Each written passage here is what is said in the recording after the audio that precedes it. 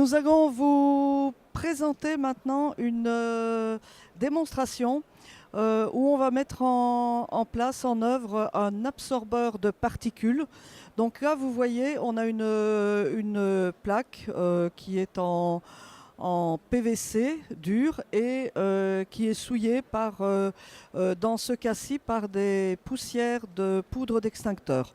Donc, qui sont particulièrement fines, même très très fines. Donc, on va saupoudrer cette partie qui est touchée par ces poussières avec l'absorbeur de particules. Alors l'absorbeur de particules, donc ce sont des particules plus ou moins grosses, de tailles différentes et qui sont légèrement humides.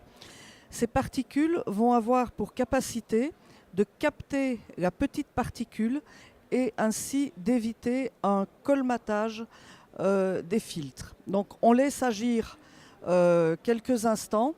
Après, ça va dépendre de la porosité des matériaux. Plus c'est poreux, plus il faudra laisser agir longtemps. Et une fois que la poudre, que l'absorbeur de particules a agi, eh bien, on va voir ce que ça donne comme résultat. Lorsqu'on aspire sans l'absorbeur, il reste, on le voit sur le film, il reste toujours une petite pellicule blanche, voilà, de poussière qui est impossible d'aspirer. L'absorbeur de particules étant légèrement humide, va permettre de capter toutes les particules et on voit sur le film, on voit clairement que tout ce film, même le film très mince qui reste après une aspiration classique, eh bien même ce film est enlevé avec l'absorbeur de particules. Donc cet absorbeur de particules a une double fonction. La première, c'est qu'il va éviter le colmatage du filtre lorsqu'on a des poussières fines, des poussières humides, des poussières collantes. Donc les filtres, les THE, les filtres EPA vont se saturer très vite, donc il va falloir changer d'aspirateur ou envoyer l'aspirateur en révision.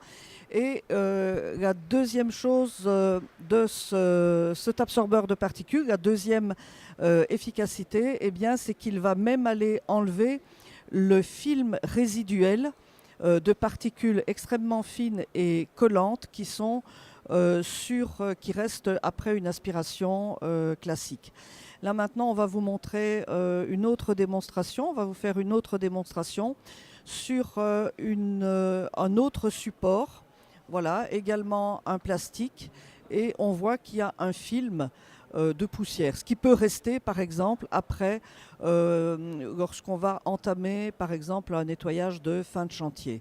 Il y a des tas d'endroits où la poussière va être piégée et qui va être difficile soit à atteindre, soit à aspirer, toujours pour les mêmes raisons, parce qu'en fonction des caractéristiques, des critères hygrométriques de l'air, de la pression, du taux d'humidité, les poussières sont plus ou moins collées au support.